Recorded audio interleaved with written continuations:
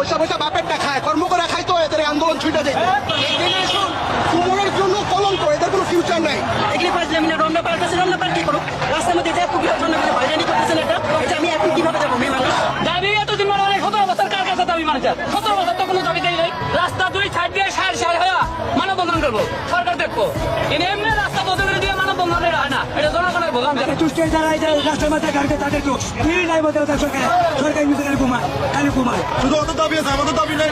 আমাদের তো দাবি আছে, আমরা তো ইমার্জেন্সি কাজ যেতে পারতেছি না। আমার কল আছে, কোনো ঘরে কল আছে, আমি যেতে পারতেছি না। আমার না যেতে পারে, আমাদের 2,000 টাকার কাজ বন্ধ হয়ে যায়। দেশে ওখানে কোনো সরকার নেই, কিছু নেই। এটা যেমনি বন্ধ দিতে এমনি করতেছে। সারা দেশ আটকে বলছে আমরা কি মানে ই করে বাচ্চা বলে কি কাম করে বাচ্চা লাগবে না, কিছু একটা হলে রাস্তা বন্ধ, রাস্তা কেন বন্ধ? এত বললে তাদের প্রতিষ্ঠানে ডাক্তার দাবি দেবে না। দেশে একদম বাচ্চা হয়েছে, টোটাল টাকা সহ একদম জগা কিছু নেই। মানুষের যে ভালোবাসাটা আছে, পাবলিকের মন থেকে আর উঠে বেঁচে আছে ভালোবাসাটা। আগে একটা সাপোর্ট পাইতে, এখন তো আর কিছুই পাইবো না।